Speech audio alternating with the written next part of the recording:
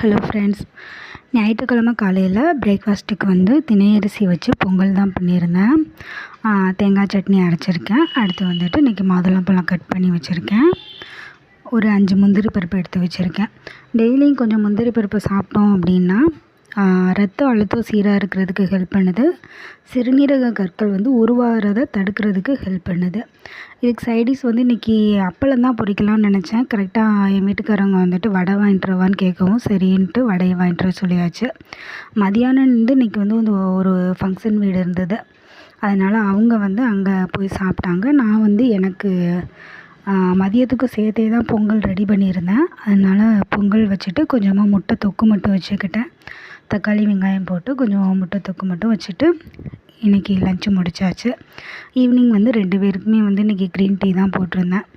இட்லி மாவு அரைச்சி ரொம்ப நாள் ஆச்சு அப்படின்னு சொல்லிவிட்டு இன்றைக்கி இட்லி மாவு தான் அரைச்சிட்ருக்கேன். நைட்டு டின்னருக்கு வந்துட்டு சப்பாத்தி தான் செஞ்சுருந்தேன். மதியமும் காலையிலையும் சரியாக வந்துட்டு சாப்பாடு எதுவும் ஃபுல்லாக சாப்பிட்ல அப்படின்றனால இன்றைக்கி வந்துட்டு சப்பாத்தி போட்டு பன்னீர் கிரேவி தான் வச்சுருந்தேன். சப்பாத்தி பன்னீர் கிரேவி வச்சுருந்தேன். அப்புறம் வந்துட்டு இன்றைக்கி வெளியில் போயிட்டு வரும்போது குடல் வந்துட்டு விற்றுட்ருந்தாங்க அப்படின்னு சொல்லிட்டு வாங்கிட்டு வந்திருந்தாங்க. சரின்னு சொல்லிவிட்டு அதுவும் கொஞ்சம் எடுத்து வச்சுருக்கேன். இன்றைக்கி நைட் டின்னர் இதான் ஃப்ரெண்ட்ஸ். சப்பாத்தி, பன்னீர் கிரேவி, குடல் gravy. Okay friends, thank you, bye. Keep supporting me.